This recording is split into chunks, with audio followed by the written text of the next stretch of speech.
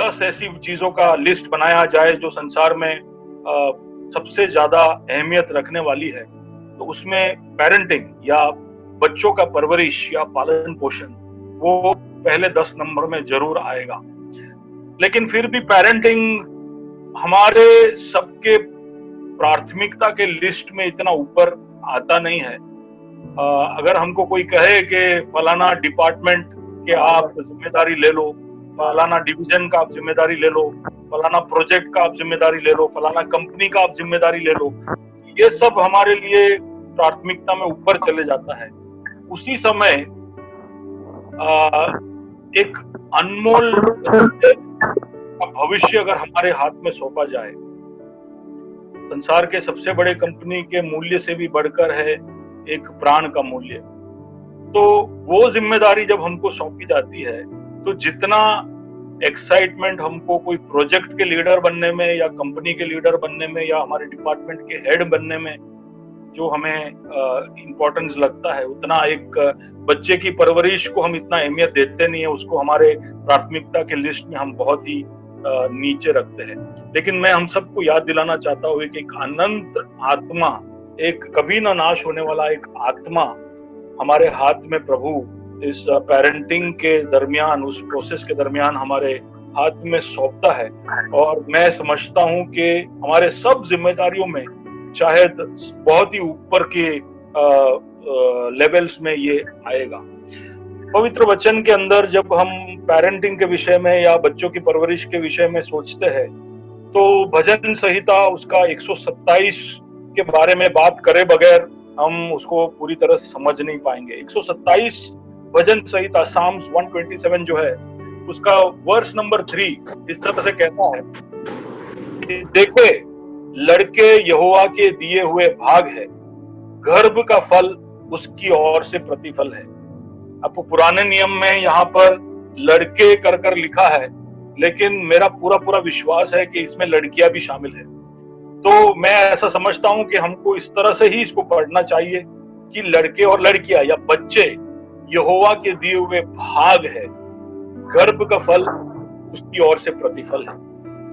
तो जैसे कोई माँ बाप अपने बच्चों के लिए जब विरासत छोड़कर जाते हैं, जब वो अपना वसीहत लिखते हैं, तो माल मिलकत, पैसा, घर, गाड़ी आदि या आभूषण आदि छोड़कर जाते हैं, तो तब हम कहते हैं कि इनको विरासत में या मिरास में ये मिला।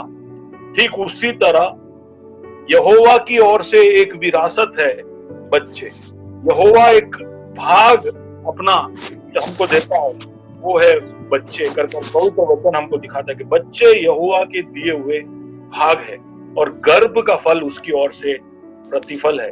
तो इसको कोई भी तरह से नजरअंदाज हमें कभी भी करना नहीं चाहिए। लेकिन इस जगह पर मैं एक बात बोलना चाहता हूँ कि कई बार कई सारे ऐसे दंपति मेरे पास आते हैं जिनके बच्चे हुए नहीं है। वो हमसे कहते हैं कि क्या हम इस योग्य नहीं है, या हमारे अंदर ऐसी कोई बात है जिसकी वजह से प्रभु हमको भाग नहीं दे रहा है, या हमको विरासत नहीं दे रहा है, या हमको एक प्रतिफल नहीं दे रहा है। क्या हम में ऐसी कोई कमी है, कोई घटी है कि हमें बच्चे नहीं हो पा रहे हैं? तो ऐसे परिस्थिति में उनको जवाब देना मेरे लिए कई बार मुश्किल हो जाता है कि प्रभु इनको क्यों बच्चा या संतान नहीं दे रहा है, क्यों प्रभु उनके लिए एक भाग नहीं दे रहा है, क्यों उनको एक प्रतिफल नहीं दे रहा है। तो दर्द होता है उनकी उस परिस्थिति को समझने में। लेकिन तब कई बार मुझे प्रभु ने उत्पत्ति के उस किस्से को याद दिलाया है, जहां पर इब्राहिम जब उसके संतान नहीं थे और यहोवा के पास जाकर कहता है कि देखो, तूने मुझे इतना सब कुछ दिया, लेकिन मेरे पास मेरा कोई बच्चा ना होने की वजह से ये सब कुछ मेरा दास एलियाजर को चला जाएगा। और तब यहोवा उसको एक बात कहता है कि इब्राहिम तू क्यों दुखी होता है, क्योंकि मैं तेरा भाग हूं। तो मैं समझता हूं कि वहां पर प्रभु ऐसा कह रहा है कि बच्चे मेरी ओर से तेरे लिए भाग है, लेकिन उससे भी बढ़कर इब्राहिम, मैं तेरे को अपने आप को दे रहा हूं, मैं खुद एक भाग बनकर तेरे लिए अपने आप को शामिल कर रहा हूं। तो मेरे ख्याल से जो भी आज मेरे इस वचन को सुन रहे हैं और आपको ऐसा लग रहा है कि हमारे बच्चे क्यों नहीं है, तो कहीं ना कहीं आपको इस भाग में इस बात को सुनकर कि जिनके भी बच्चे नहीं है उनका भाग यहोवा खुद है, उस बात में दिलासा और सांत्वना लेना चाहिए। आपके लिए एक बहुत अच्छा मौका है कि प्रभु आपको खुद भाग बनकर अपने आप को पेश करने का एक तक दे रहा है और उसकी ओर गौर करना चाहिए। और अगर आपके बच्चे नहीं है तो आपको ऐसा सोचना नहीं चाहिए कि आपके दुनिया का सब कुछ अंत हो गया, अब मेरे जिंदगी का कोई मतलब नहीं है। हालांकि खुद के बच्चे होने का एक मजा, उसका एक आशीष, उसके अंदर का जो भलाई है वो कुछ अलग ही है। लेकिन कहीं ना कहीं हमको ये बात को भी ध्यान देना चाहिए कि अगर बच्चे प्रभु की ओर से नहीं मिले हैं, उसका मतलब है कि वो खुद अपने आप को भाग बनाकर, हमारा विरासत बनकर अपने आप को वो पेश कर रहा है। तो मैं ये बोल रहा था कि ऐसे कई सारे दंपतियां हैं जिनको बच्चे नहीं है, ठीक उसी तरह कई सारे बच्चे हैं जिनके माँ बाप नहीं है। तो कहीं ना कहीं ख्रिस्ती समाज या मसीही समाज को अपने आप को थोड़ा ओपन माइंडेड इस तरह से भी करना चाहिए कि अगर खुद के बच्चे नहीं हो रहे हैं तो हम गोद ले सकते हैं, ये एक ऑप्शन है। ये बच्चों के लिए भी अच्छा है और हमारे लिए भी अच्छा है कि हमको भी एक मौका मिलता है कि किसी बच्चे का परवरिश करने का मौका मिलता है और एक बच्चे को माँ बाप मिल जाता है। अब ये किस्से को वहीं पर छोड़कर मैं आगे बढ़ना चाहता हूँ। भजन संहिता 127 का जो अगला कलम पढ़ते हैं, वर्ष नंबर 4, वहां पर ऐसे लिखा है कि जैसे वीर के हाथ में तीर है वैसे ही जवानी के लड़के होते हैं। बच्चों को तीर के समान बताया गया है और माँ बाप को वीर के समान बताया गया है। और यहाँ पर जितने भी माँ बाप है मेरे को सुन रहे हैं, उनको पवित्र वचन की ओर से जो इंडिकेशन है आपकी तरफ, वो ये है, ऐसा समझ लेना चाहिए कि वो आपको वीर बुला रहा है, वीर बुला रहा है। You are a mighty man. जो माँ बाप है उनकी तरफ की अपेक्षा पवित्र वचन का ये है कि तुम एक वीर हो। यानी अब हमको सोचने की जरूरत है कि क्या हम वीर है या नहीं, क्या हम वो माइटी मैन है या नहीं। पेरेंट्स को माइटी मैन बनना पड़ेगा और माइटी मैन ऐसे ही हाथ हिलाकर हम नहीं बन सकते। कोई भी शूरवीर या कोई वीर के व्यक्तिगत जीवन को जब हम उसका विश्लेषण करते हैं, उसको परखते हैं, तो हमें समझ में आता है कि वीर बनने के लिए खुद के जीवन में बहुत अनुशासन होना जरूरी है। एक वीर बनने के लिए बहुत तैयारी करना जरूरी है। एक वीर होना है तो कई सारे संघर्षों का सामना कर कर उस पर हावी होकर उस पर विजय पाने के लिए तैयार होना जरूरी है। तो पेरेंटिंग के अंदर ही क्या क्या बातें शामिल है, ऐसा पवित्र वचन हमको बता रहा है कि इसके लिए तुम्हें तैयारी करनी पड़ेगी, इसके लिए तुम्हारे जीवन में अनुशासन होना पड़ेगा, इसके लिए तुम्हें बहुत कुछ अपने जीवन में सही करना पड़ेगा, और वही नहीं, तुम्हें संघर्ष के लिए तैयार होना पड़ेगा।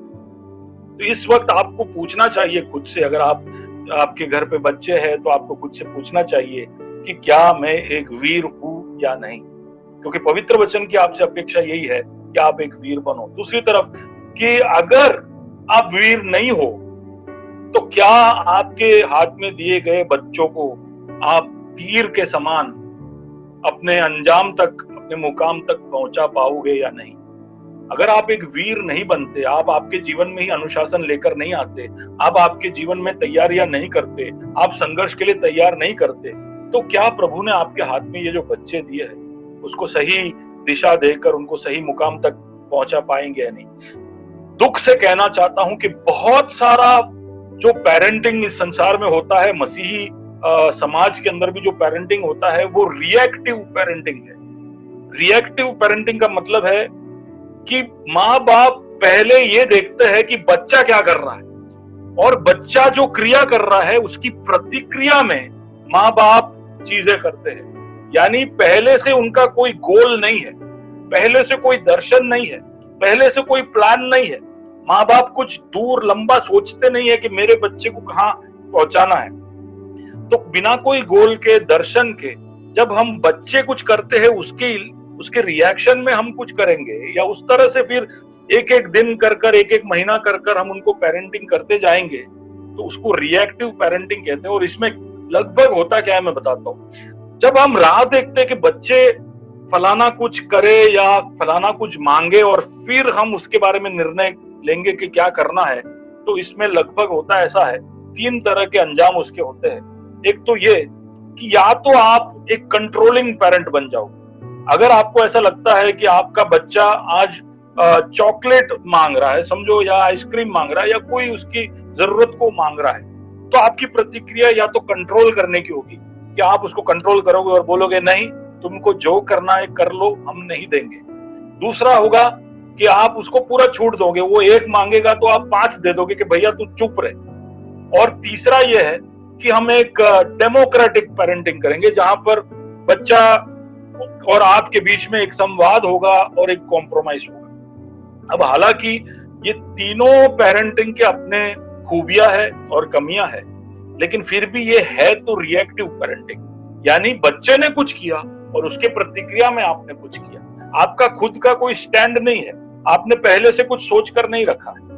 और जिन घरों में बच्चे ज्यादा चतुर होते हैं, और बच्चे चतुर होते हैं, बच्चों को पता है कि माँ बाप को कैसे हिलाना, कैसे भगाना, कैसे बिठाना, वो लोग बहुत जल्दी सीख जाते हैं। तो जहां पर माँ बाप पहले से तैयारी नहीं रखते हैं, वहां पर उनके साथ बच्चे उनका फायदा उठा लेते हैं। तो कहीं ना कहीं रिएक्टिव पेरेंटिंग से बाहर आना है और हमें ये समझना है कि प्रभु ने हमारे हाथ में एक भरोसा रखा है और हमारे हाथ में एक अनंत प्राण सौंपा है।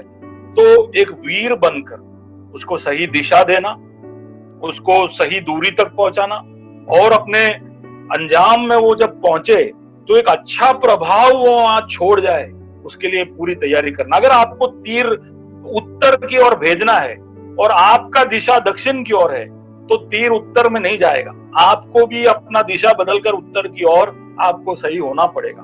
तो बहुत सारी इस तरह की चीजें हैं, मूल चीजें, जिसमें अगर आपको पेरेंटिंग करना है तो पहले तो अपने को खुद को संभालना पड़ेगा, खुद के दिशा को सही करना पड़ेगा, खुद हर तरह के संघर्ष के लिए तैयार होना पड़ेगा, खुद कुछ दर्शन, कुछ प्लान खुद को लेकर और बच्चों को लेकर बनाना पड़ेगा, तब जाकर ये सब बातें आगे बढ़ सकती है।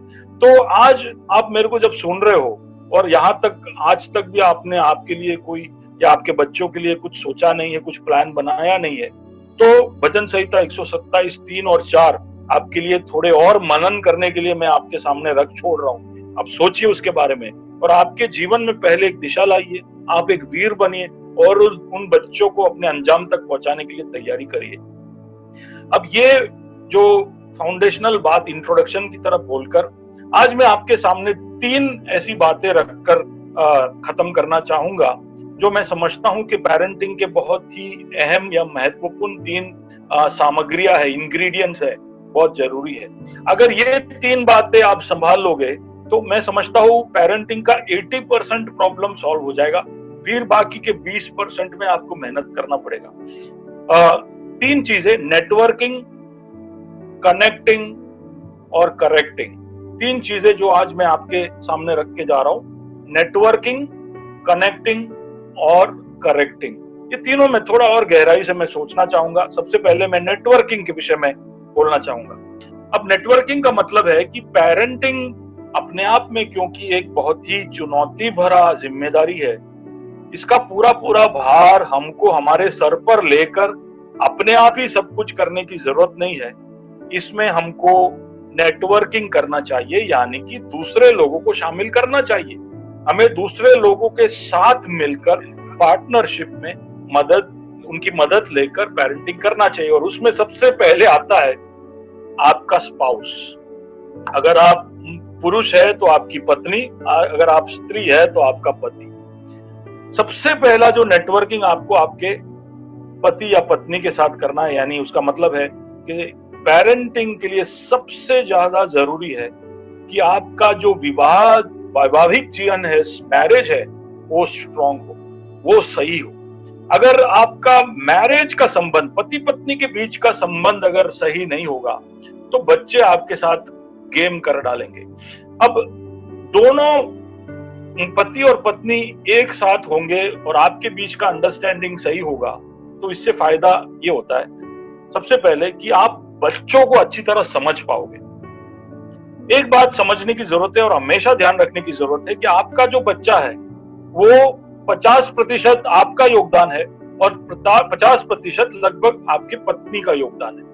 यानी उसके अंदर ऐसी गुण विशेषताएं हैं जो थोड़े बहुत आपकी तरफ से आए हैं या आपके परिवार की तरफ से आए हैं और थोड़ा बहुत आपकी पत्नी और उनके परिवार की तरफ से आए हैं। यानी कभी कभी ऐसा होता है, मैं भी कई बार मेरे बच्चों को जब देखता हूं तो मुझे ऐसा लगता है कि ये बिल्कुल मेरे जैसा कर रहे, जैसे मैं बचपन में कर रहा था वैसा कुछ कर रहे हैं। लेकिन कभी कभी कुछ ऐसा करते हैं जो मुझे समझ में नहीं आता, जिसका मतलब है कि वो जो स्वभाव तब दिखा रहे हैं वो शायद मेरी पत्नी या उसके परिवार की तरफ से उसके जीवन में आ रहा है।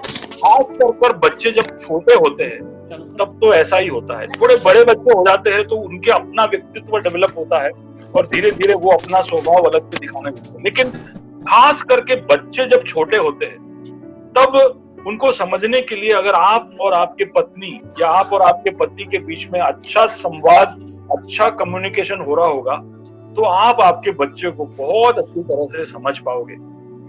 आपके टीम वर्क की वजह से उसके अंदर के कई सारी बातों को आप शाम को या हफ्ते में एक बार जब भी बैठकर कई सारे विषयों के ऊपर बात करोगे तो बहुत सारी चीजें आप बच्चे के विषय में समझ पाओगे।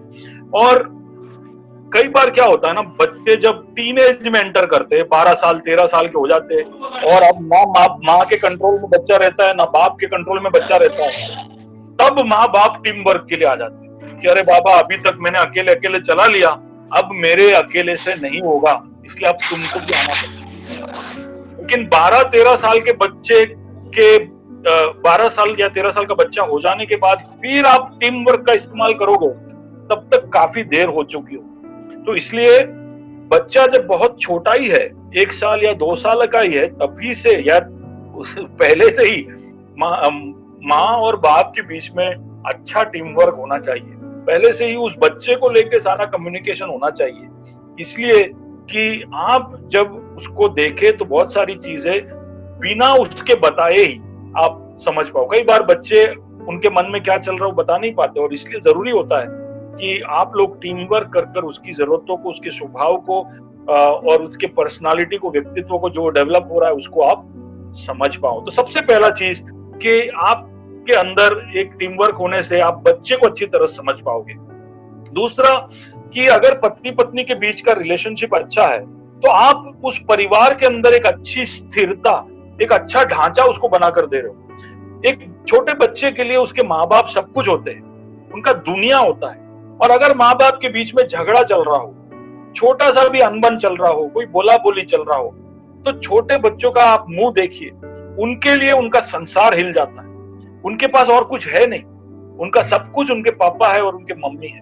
तो जब माँ बाप के बीच में समझौता नहीं है या उनके बीच में तालमेल नहीं है या उनके बीच में झगड़े चल रहे तो बच्चे बिल्कुल अनस्टेबल एक एनवायरनमेंट या वातावरण में अपने आप को देखने लगते हैं। और जो जो बच्चे अपने आप को अस्थिरता के अंदर आगे लेकर जाते हैं वो भविष्य में जाकर अपने आप के अंदर कोई ना कोई तरह की तकलीफें पाते हैं, वो वल्नरेबल हो जाते हैं, यानी कि किसी और कोई और आकर उनका फायदा उठा ले ऐसी परिस्थिति में पहुंच जाते हैं। या तो बच्चे स्वार्थी हो जाते हैं, वो अपना काम निकलवा लेते हैं और किसी का चिंता नहीं करते। तो पति और पत्नी में एक अच्छा रिश्ता होने से एक फ्रेमवर्क, एक अच्छा स्ट्रक्चर और एक अच्छा स्टेबिलिटी हम परिवार को दे सकते हैं। तीसरी बात यह है कि अगर पति पत्नी में रिश्ता अच्छा हो, अगर आपका नेटवर्किंग अच्छा हो तो आपका कोई भी विषय को लेकर बच्चों के लिए जो जवाब होगा वो एक हो।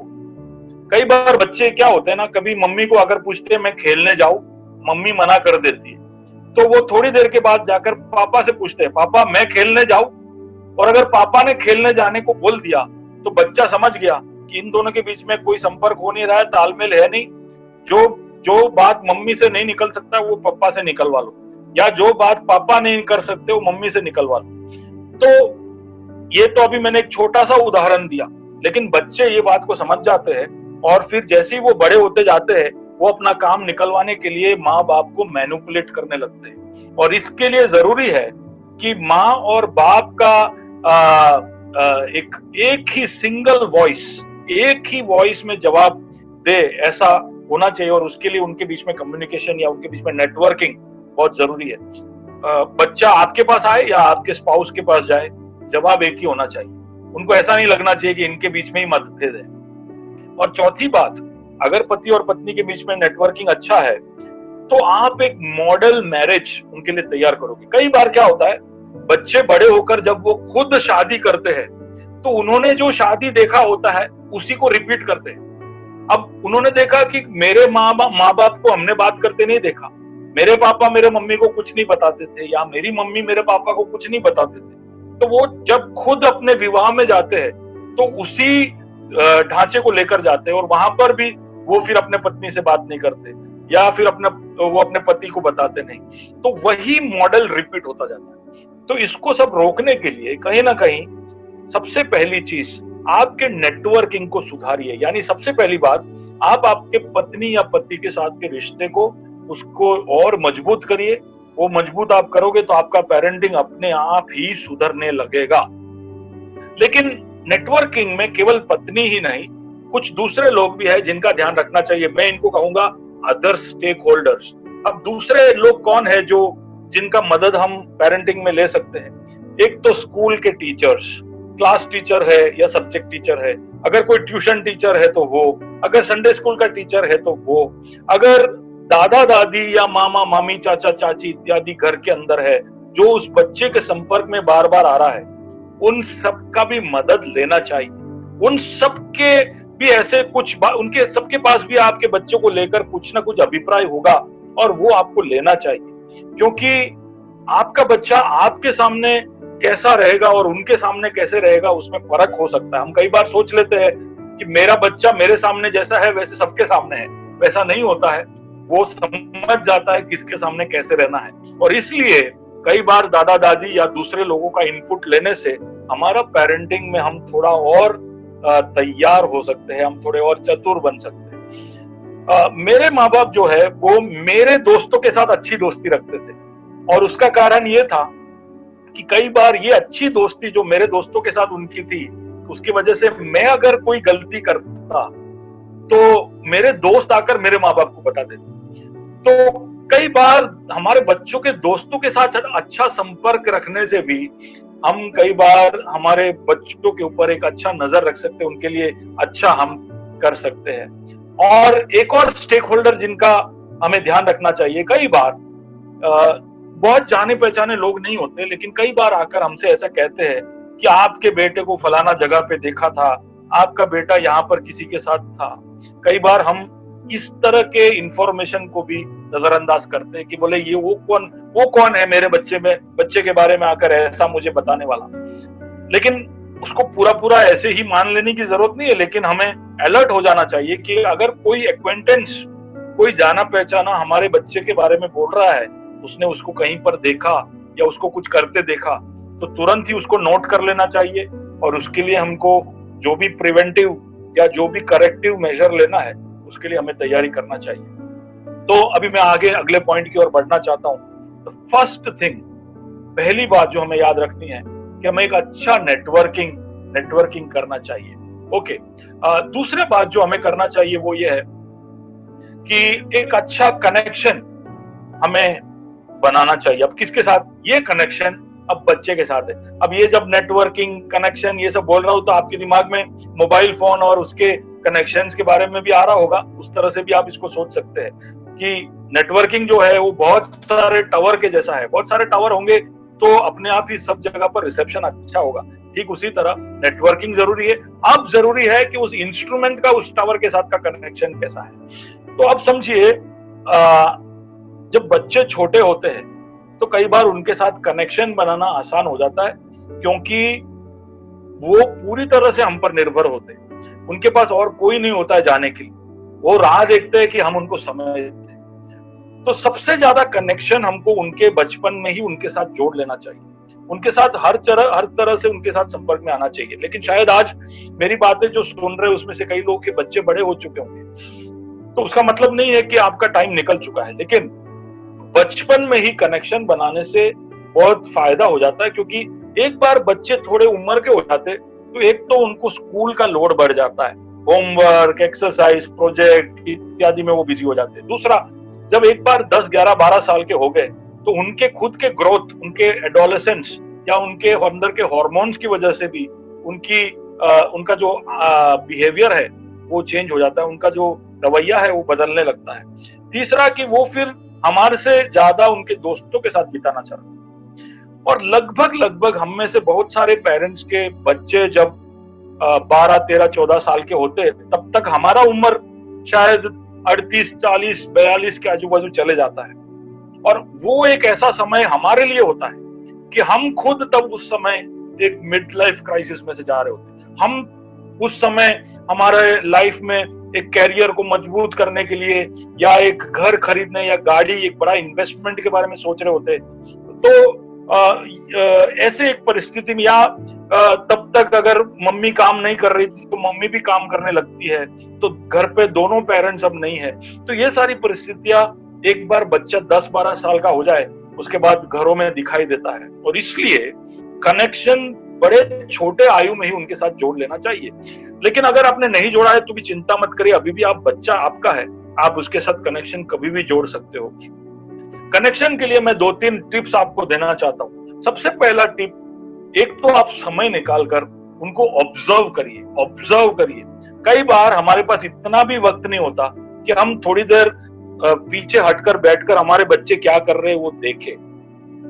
कई बार बहुत सारी चीजें केवल उनको 5 मिनट देखने से ही हम समझ सकते हैं। मैं कई बार थोड़ा सा पीछे हटकर मैं सिर्फ मेरे बच्चों को देखते रहता हूँ कि वो कर क्या रहे, वो पढ़ाई कर रहे हैं तो कैसे कर रहे, वो खाना खा रहे तो कैसे खा रहे, वो खेल रहे हैं तो कैसे कर रहे, वो बातें एक दूसरे के साथ कर रहे तो किस तरह से कर रहे, वो अपना ध्यान रख रहे हैं या नहीं, वो कपड़े किस तरह से पहन रहे, वो चीजें कहाँ डाल रहे हैं, वो जब फोन पे होते हैं तो क्या कर रहे हैं, उनका ध्यान किस तरह से होता है, उनका बॉडी पोस्चर किस तरह से होता है। हम कई बार सोशल मीडिया में पूरी तरह से हमारा फोकस दे देते हैं और तब हमको और कुछ पता नहीं होता है। लेकिन हमारे बच्चों की तरफ उतना ही फोकस, उतना ही ऑब्जर्विंग देना हम उसको इतना जरूरी समझते नहीं है। बट ऑब्जर्व, अगर आप खाली उनको देखना शुरू कर दोगे ना कि वो क्या कर रहे हैं, बहुत सारी चीजें उनके बारे में समझ जाओगे। कई बार बच्चों के पास इतने सारे शब्द नहीं होते कि वो जो जज्बातों को समझ रहे हैं या जज्बातों से गुजर रहे हैं, जो भावना उनके अंदर है उसको पूरी तरह से व्यक्त कर पाए। लेकिन हम क्योंकि 35, 40, 45 साल के हैं, हम कई बार उनके कई सारे हरकतों से उनको समझ सकते हैं। लेकिन वो कब? जब हम ध्यान से उनको देखें तब। तो अगर आपको कनेक्शन आपके बच्चों के साथ जोड़ना है तो आप उनको देखने लगिए और आप समझिए कि वो अपने प्यार को किस तरह से इजहार करते हैं, कैसे वो व्यक्त करते हैं। कई बच्चे अपने प्यार को शब्दों के द्वारा व्यक्त करते हैं, कई लोग गिफ्ट के द्वारा, कुछ ग्रीटिंग कार्ड बनाकर, कुछ लिखकर, कोई ड्राइंग कर कर व्यक्त करते हैं। कई बार कुछ बच्चे आपके साथ आप जो कर रहे हो उसमें शामिल होकर आपको प्यार दर्शाते हैं। कई लोग आपको छूते रहते हैं, आपको हग करते रहेंगे, आपके साथ रहना चाहेंगे। कई बच्चे आपके साथ समय बिताना चाहेंगे। ये सब जब आप देखोगे तभी आप घर पे आए, आप पूरे समय व्यस्त हो, आप समय निकालकर बच्चों को नहीं देख रहे हो तो आप उनके साथ कनेक्शन नहीं बना सकते। दूसरी बात कि खाली ऑब्जर्व नहीं करना है।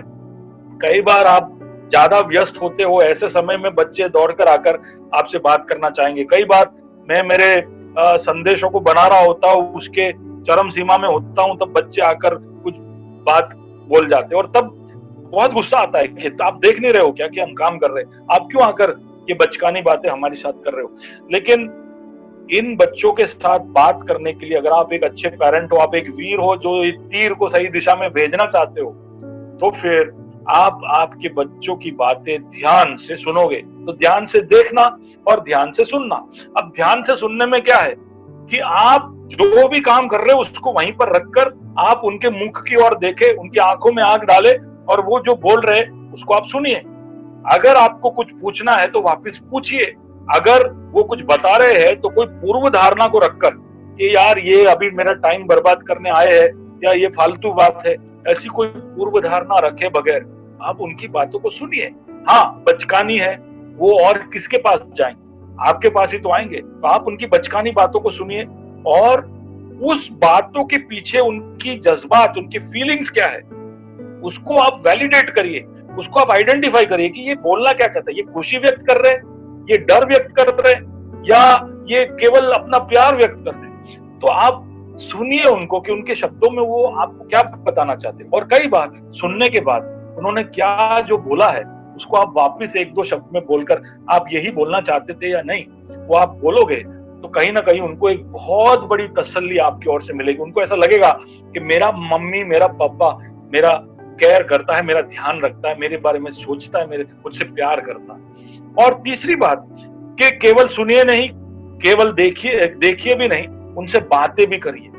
अब बातों में कैसा है ना, कई बार पेरेंटिंग में हम कोई कसर नहीं छोड़ते। जब हमको उनको नियम बताना होता है, जब हमको उनको धमकी देना होता है, जब हमको उनके ऊपर कोई न्याय बोलना होता है, जब उनको पढ़ने के लिए याद कराना होता है, तब हमारे पास बहुत शब्द होते हैं। लेकिन कभी हमको हमारा प्रेम उनके प्रति जब बताना होता है तब हमको शब्द नहीं मिलते। हमारे बच्चों को बेटा आई लव यू, मैं तुमको बहुत प्यार करता हूँ, ये कई बार खासकर पप्पा लोगों के मुंह से तो निकलता ही नहीं, लेकिन ये बोलना चाहिए, ये शब्द उनको हमको बोलने चाहिए। अगर वो दुखी होकर आए हैं तो हमारी तरफ से दिलासा या सांत्वना के शब्द वो सुनने चाहिए, क्योंकि संसार उनको हिम्मत नहीं देगा, संसार उनको दिलासा नहीं देगा, संसार उनको पीटेगा। तो उनको दिलासा का शब्द कहां से मिलेगा? हमसे मिलेगा। तो पेरेंट्स को ये ध्यान रखना चाहिए कि हम उनको दिलासा के शब्द बोले, हम उनको प्रशंसा के शब्द बोले। वो कुछ करके आए हैं, शायद आपके स्टैंडर्ड के हिसाब से इतना अच्छा नहीं होगा, शायद आपको लगा होगा कि ये कैसा बकवास है, लेकिन आपको तब थोड़ा सा प्रशंसा देकर उनको समर्थन देना चाहिए। क्यों? क्योंकि ऐसा नहीं करोगे तो कई बार उनका हिम्मत टूट जाएगा। तो शब्द बोलकर भी, किसी भी तरह बोलकर, अगर आप बोल नहीं पाते हो तो एसएमएस भेजकर, चिट्ठी लिखकर, ग्रीटिंग कार्ड देकर, वॉइस मैसेज भेजकर, आज हमारे पास इतने सारे तरीके हैं हमारे बच्चों के साथ बातें करने के लिए। तो कोई भी मीडिया का इस्तेमाल कर उनको आप बताइए कि आप उनके बारे में सोच रहे हो और आप उनके बारे में क्या सोच रहे हो। और खास एक और बात, जिंदगी की जो सच्चाइयां है, द फैक्ट्स ऑफ लाइफ, मैं समझता हूं कि दुनिया बताए उससे पहले आपको आपके बच्चों को बता देना चाहिए। जब मेरी बेटी अपने एडोलेसेंस में घुस रही थी तो उसके शरीर में जो बदलाव होगा वो सब मैंने उसको बताया। उसके बाद एक पुरुष और स्त्री के बीच में क्या संबंध होता है उसके बारे में भी मैंने ही उसको बताया। क्यों? क्योंकि अगर वो मेरे मुंह से सुन लेती है तो फिर जब संसार से वो जब सुनती है तो उसको स्कैंडल जैसा नहीं लगता, उसको ऐसा नहीं लगता कि अब इसमें मुझे छानबीन करनी चाहिए। वो बड़ा नॉर्मल होकर आज इन बातों को देखती है।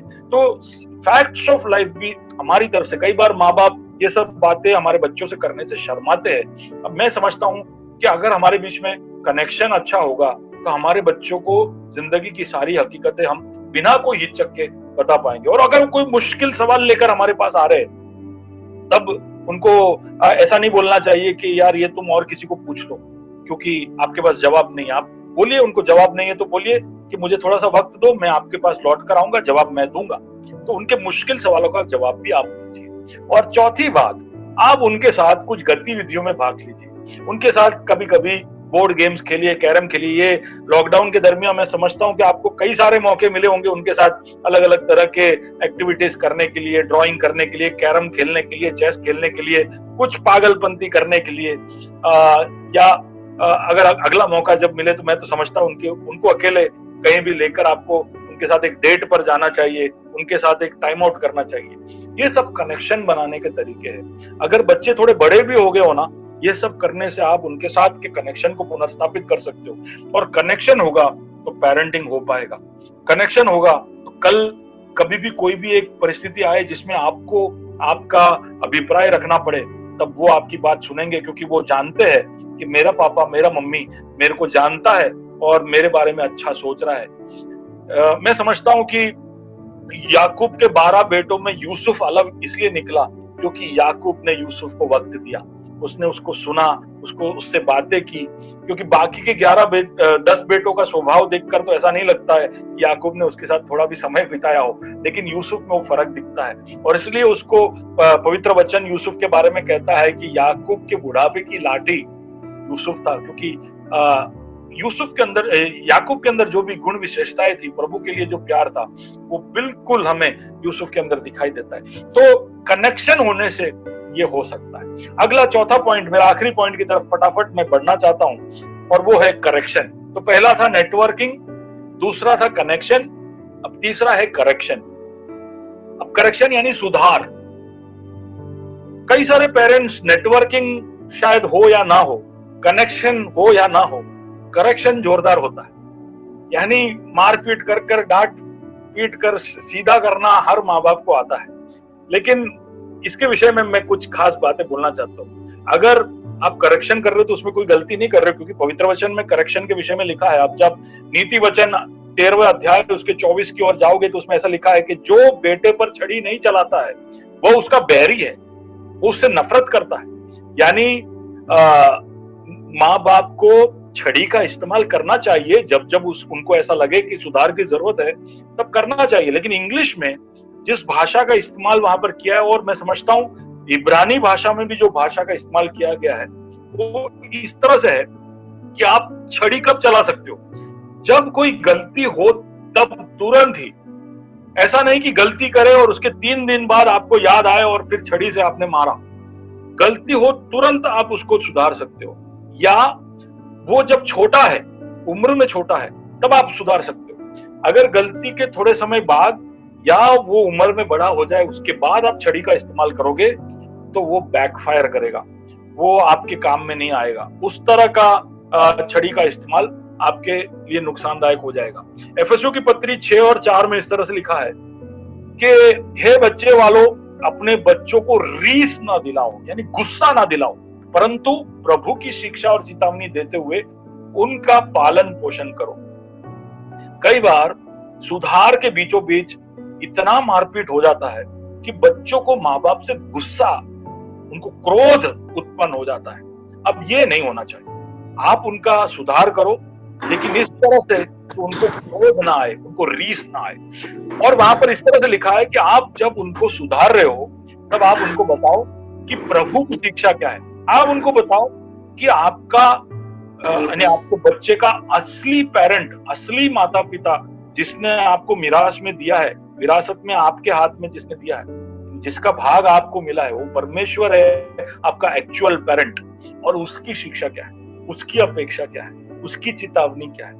हर माता पिता को पिता परमेश्वर के दिल का एक झलक अपने बच्चे को देना चाहिए कि पिता परमेश्वर जो है वो हम सबसे क्या अपेक्षा रखते हैं। और ये बताने के लिए जरूरी होगा कि हर माता पिता का उस परमेश्वर के साथ का रिश्ता सही हो।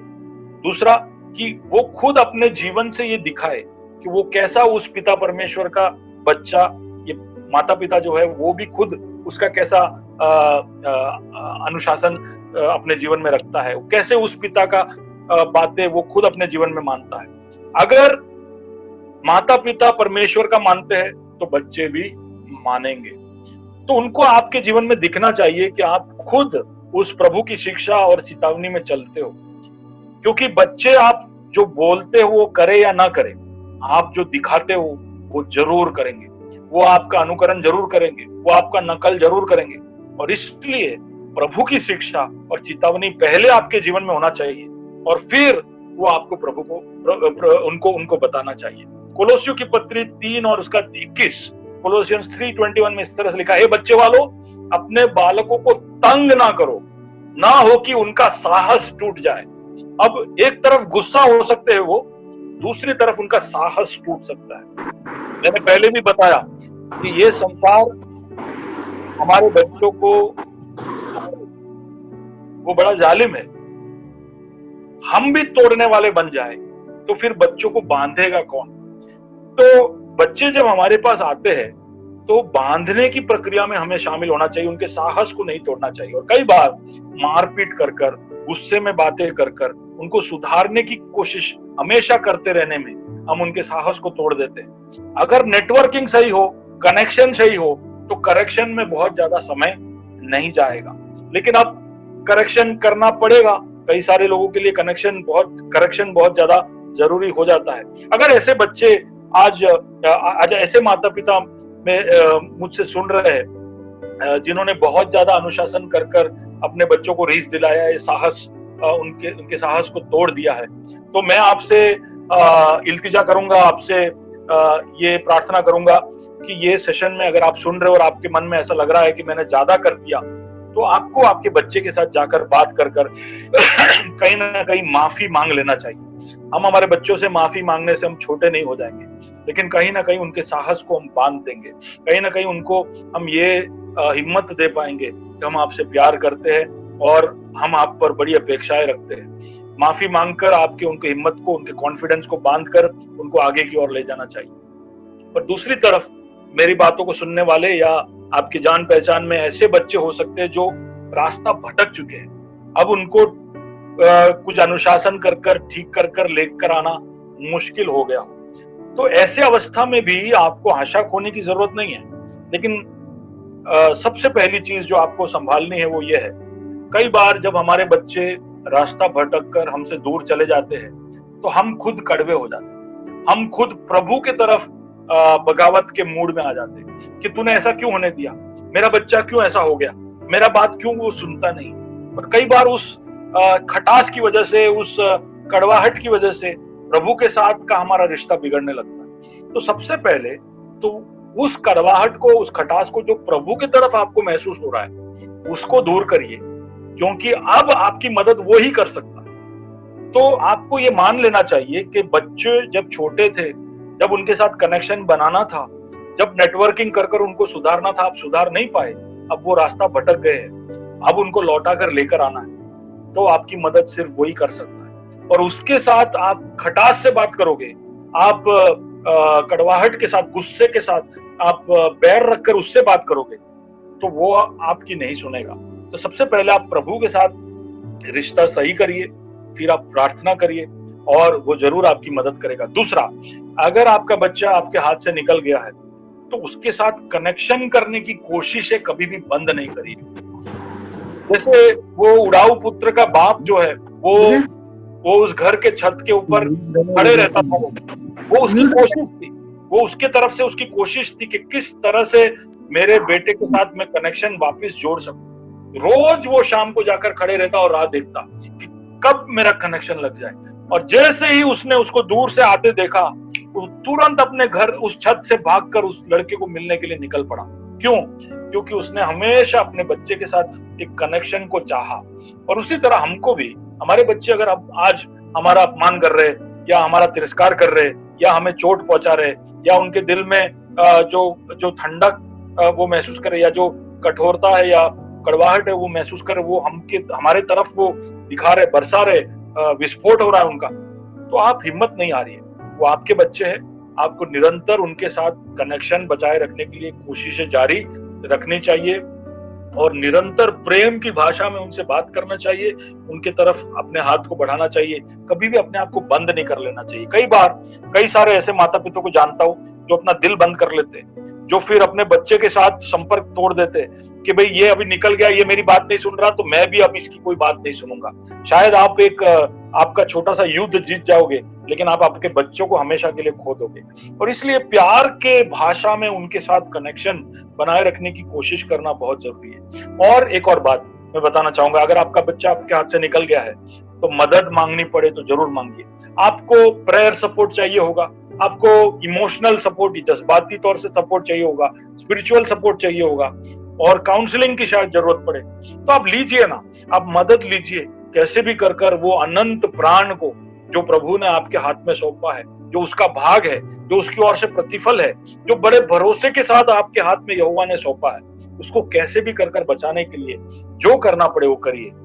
और अगर वो कुछ गलत रास्ता अपना रहा है तो पुलिस की मदद लेना पड़े तो भी मैं तो कहता हूं लेना चाहिए, क्योंकि कैसे भी कर कर उसके प्राण को बचाना बहुत ज्यादा जरूरी है। लेकिन ये सब के बीच में एक और वार्निंग मैं उन माँ बाप के लिए देना चाहता हूँ जिनके बच्चे हाथ से निकल गए। अगर बच्चे हाथ से निकल गए तो आपका मैरिज बहुत ज्यादा स्ट्रेस में आ सकता है, पति पत्नी के बीच में कि तेरी वजह से हुआ, तेरे परिवार वालों की वजह से हुआ, नहीं तुमने ऐसा किया इसलिए ऐसा हुआ, ये ब्लेम गेम शुरू हो सकता है। और इसलिए मैरिज को बिगड़ने नहीं देना चाहिए। जैसे पहले नेटवर्किंग में मैंने कहा, उस तरह से पति पत्नी के बीच का रिश्ता बहुत संभाल कर हमको रखना चाहिए। तो मैं मेरे इस सेशन को यहाँ पर खत्म करता हूँ। मैं कंक्लूजन में ये कहना चाहता हूँ कि सारे प्राणियों में इंसान का बच्चा एक बच्चा है जिसको कुछ महीनों का सपोर्ट नहीं चाहिए होता है। गधा का बच्चा भी होता है तो वो एक हफ्ते के अंदर खड़ा हो जाता है, लेकिन इंसान के बच्चे को 16 साल 18 साल तक परवरिश की जरूरत होती है, बहुत ज्यादा उसको मदद की जरूरत होती है। तो हम कई बार 60% 70% लोग हमारे देश में अपने बच्चों को ये सपोर्ट दे ही नहीं पाते, जो वो चाहते वो कुछ दे नहीं पाते। तो उनके लिए तो हम अभी जितना मदद रूप हो सकते वो होंगे, लेकिन अगर हमारे पास प्रभु ने सब कुछ दिया हुआ है और फिर भी अगर हम उनका मदद नहीं कर पा रहे, उनको 16 साल या 18 साल तक उनके साथ खड़े नहीं रह पा रहे और एक वीर की तरह उनको एक ऐसी मुकाम तक पहुंचा नहीं पा रहे, प्रभु की इच्छा यही है कि हम प्रभु के साथ के उनके रिश्ते को बना पाए। तो वो अगर हम नहीं कर पा रहे तो हम एक बहुत बड़ा लॉस, एक बहुत बड़ा हानि हमारे जीवन में देख रहे हैं। हम जब प्रभु के सामने, उसके सिंहासन के सामने खड़े होंगे तो हमें बड़े गर्व से ये हमारे से हम सबको कहना चाहिए कि देखो, मैं बहुत ज्यादा लोगों को तेरे लिए जीत नहीं पाया, लेकिन तूने मुझे जो बच्चे दिए वो सब मैं लेकर आया हूं। तो कम से कम इतना तो कहना ही चाहिए। और यही कहानी जैसे हमारे शारीरिक बच्चे हैं, वैसे हमारे आत्मिक बच्चों के लिए भी यही सब लागू होता है। आत्मिक बच्चों के साथ भी उनकी भी परवरिश में नेटवर्किंग, कनेक्शन और करेक्शन, ये 3 पॉइंट अगर आप याद रखोगे तो आप आत्मिक बच्चों का भी अच्छा परवरिश कर पाओगे। आशा है कि इन संदेश के द्वारा आपको कुछ लाभ हुआ और मैं विश्वास करता हूं कि आपके पेरेंटिंग में इससे मदद मिलेगा। एक छोटी सी दुआ मैं जिम्मी को ये सेशन, या भाई हिरेन को ये सेशन सौंपना चाहता हूं। पिताजी, हम धन्यवाद देना चाहते हैं इस समय के लिए। तेरे वचन के आधार पर बहुत सारी बातों को आज हमने सुना, खासकर किस तरह से तेरी ओर से मिला हुआ भाग है हमारे बच्चे, एक प्रतिफल है हमारे बच्चे, तो किस तरह से उनकी परवरिश करनी चाहिए, हमें किस तरह से एक वीर बनना चाहिए और उस तीर को सही मुकाम तक पहुंचाना चाहिए, और उसके लिए क्या क्या जरूरी है। खास कर नेटवर्किंग हमारे पति या पत्नी के साथ हो या दूसरे लोग जो हमारे जीवन में उनके साथ, कनेक्शन हमारे बच्चों के साथ, और सुधार, किस तरह से हम उनका सुधार कर सकते हैं। सारे विषयों के ऊपर हमने गौर किया, ध्यान दिया। पवित्र वचन के अंदर बहुत सारे उदाहरण है, बहुत सारी बातें हैं जिनसे भी हम सीख सकते हैं। प्रभु जी, यहाँ पर जितने भी माता पिता है उन सब की ओर तेरी ओर से आशीष बोलता हूँ, उनकी मदद करना कि वो प्रभु जी उनके हाथों में सौंपा हुआ ये अनंत भरोसा उसको वो अच्छी तरह से निभा पाए और इन सारे प्राणों को अपने मुकाम तक वो पहुंचा पाए। उनके ऊपर आशीष बोलता हूँ। अगर ऐसे लोग हैं जो अपने बच्चों को संभाल नहीं पा रहे तो उनको हिम्मत देना और अच्छी सलाह देना, अच्छे लोग देना जिनकी मदद से वो बच्चों को पुनर्स्थापित कर पाए। और ऐसे लोग अगर है जो बच्चे नहीं है पर ये बातों को सुन रहे हैं, तो आत्मिक बच्चों के लिए भी वो ये सारे गुणों को अपना ले, और कुछ नहीं तो प्रभु जी तेरी योजना है तो कुछ बच्चे को गोद लेकर भी वो इसका आनंद उठा पाए, उसके लिए उनके मनों में तू बात करना। ये सारी बातों के अंदर हम तेरी महिमा ही चाहते हैं, तू ही महिमा प्राप्त कर। सारी बातों के लिए धन्यवाद देते हुए यीशु मसीह के नाम से मांगता हूँ, आमीन आमीन। Thank you pastor. बड़ी अच्छी तरह से आपने जो विशेष तौर पे पेरेंटिंग के बारे में जो बताया और 3 जो पॉइंट्स दिए, वो अगर हम सब उसका इस्तेमाल करें तो हम बड़ी अच्छी तरह से हमारे बच्चों को संभाल सकते हैं। और ये बहुत ही महत्वपूर्ण विषय में आपने जो अपना ज्ञान और परमेश्वर की योजना के अनुसार जो बांटा है, उसके लिए आपका तहे दिल से EFI की ओर से शुक्रिया अदा करता हूँ। Thank you.